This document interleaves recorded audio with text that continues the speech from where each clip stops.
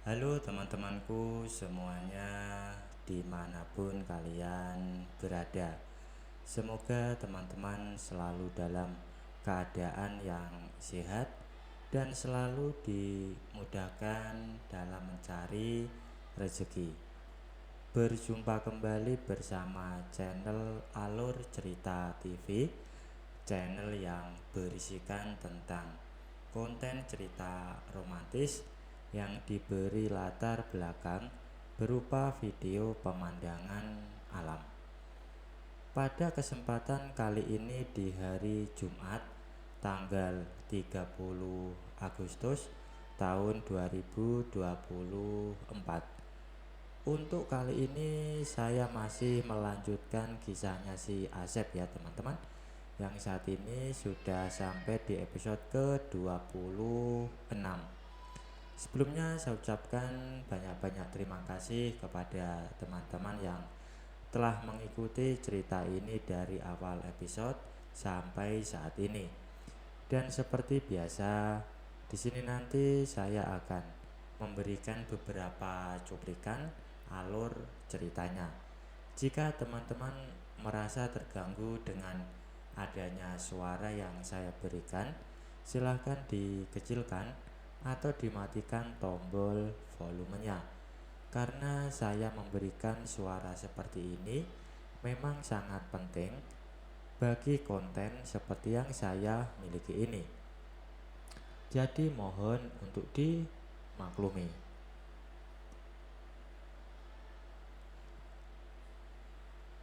Bagi Asep, di antara sekian banyak klien yang pernah hadir dalam hidupnya, yang tercantik sampai saat ini adalah Budea. Budea seolah sudah merupakan paket lengkap baginya, karena dari semuanya sudah mengandung unsur yang dia dambakan selama ini, termasuk masalah usianya. Asep memang mendambakan seorang wanita yang lebih tua darinya, tapi perbedaannya jangan terlalu jauh. Itu ada pada diri Budea, karena usianya hanya 3 tahun lebih tua dari Asep.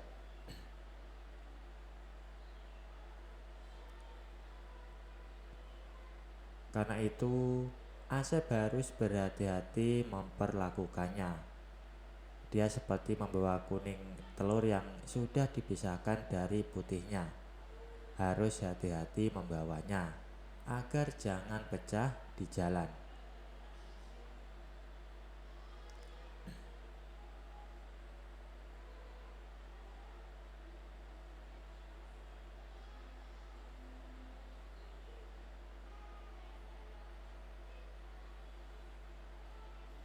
Bahwa apa yang barusan terjadi adalah sesuatu yang terindah di dalam hidupnya selama ini, karena Asep melakukannya dengan sepenuh hati, dengan segenap perasaan.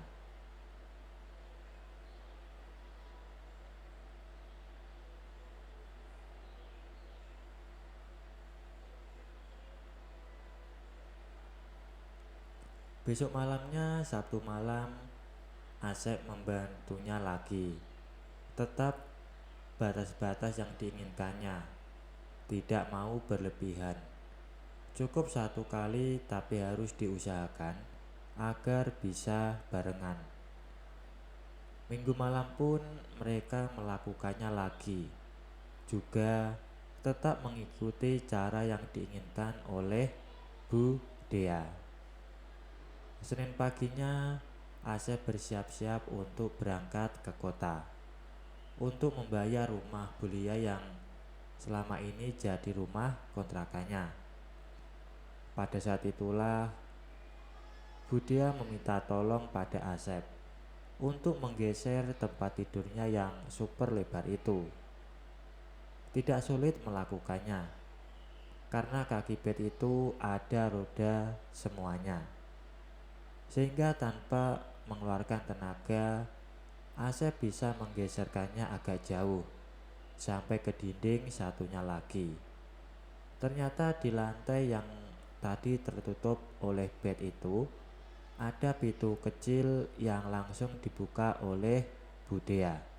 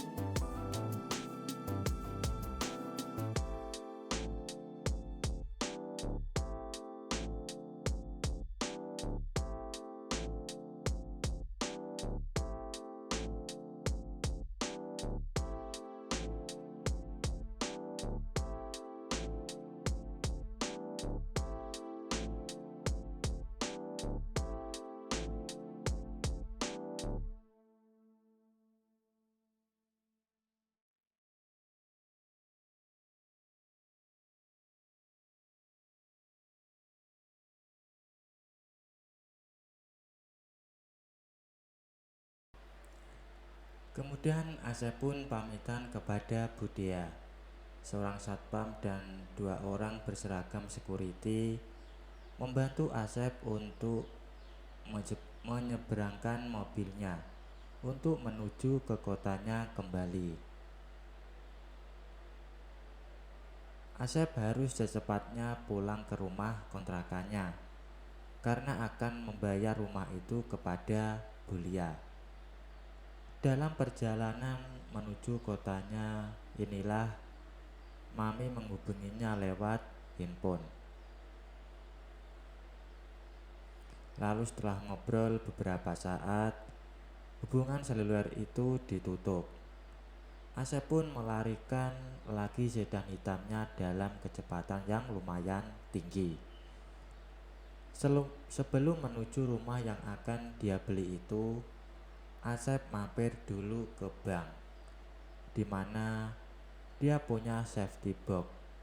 Di bank itulah Asep menyimpan bungkusan berisi dolar itu, sekaligus mengeluarkan uang cash untuk membayar rumah Bulia, dipotong oleh DP yang sudah diberikan tempo hari. Hari baru jam 10 pagi ketika Asep tiba di depan rumah kontrakan yang akan dia beli itu. Ternyata Bulia sudah menunggu di teras depan, duduk di kursi rotan tua itu. Kemudian Asep pun mengajak Bulia untuk masuk ke dalam rumah.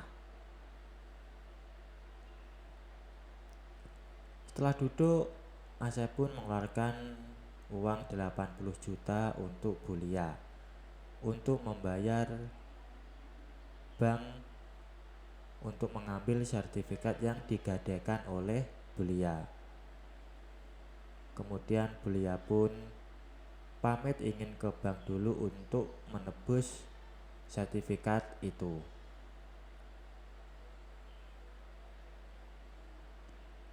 Baru saja Bulia berangkat, tiba-tiba handphone Asep berdering. Ternyata itu adalah dari Bu Fani atau Bu Vina. Dia mengabarkan bahwasanya ada arsitek yang akan menggambar atau mendesain bangunan yang akan dibuat itu. Tapi Asep pun menyerahkan semuanya itu kepada Bu Vina.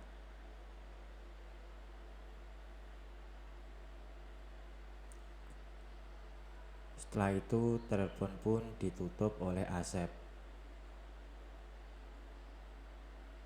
Namun baru saja selesai menerima panggilan dari Bu Vina, HP-nya berdenting kembali, dan itu adalah dari Budea.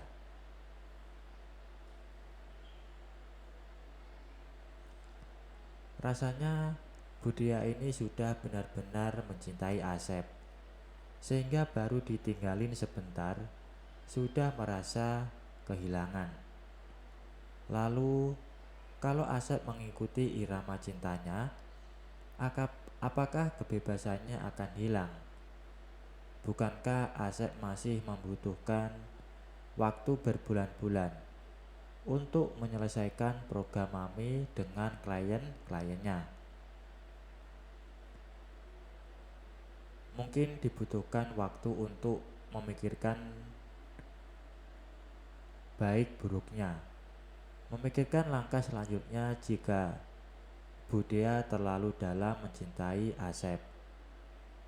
Mungkin Asep bisa tetap aktif dalam program yang dibuat oleh Mami. Mungkin juga dia harus berhenti di tengah jalan. Karena mencintai Budea, lebih banyak faktor menguntungkan daripada sisi kerugiannya. Kerugiannya paling hanya faktor kebebasannya yang pasti harus dikurangi. Takkan bisa sebebas seperti sekarang ini. Sementara faktor keberuntungannya jauh lebih banyak. Bahkan mungkin saja Asep bisa ikut campur pada perusahaannya yang di beberapa negara lain. Lalu Asep bisa leluasa mengurus dan mengasuh putra maupun putrinya kelak.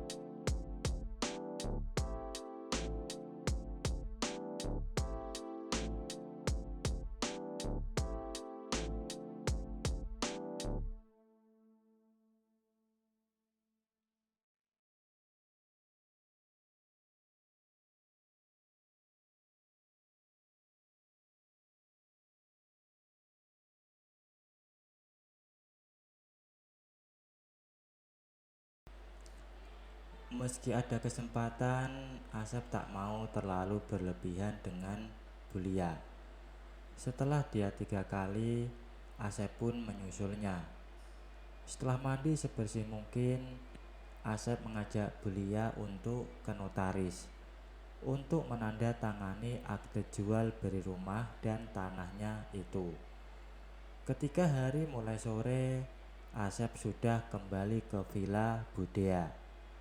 Wanita muda yang mulai dia biasakan menyebut Mami itu terheran-heran melihat Asep sudah datang. Padahal janjinya besok sore Asep baru akan pulang ke vilanya.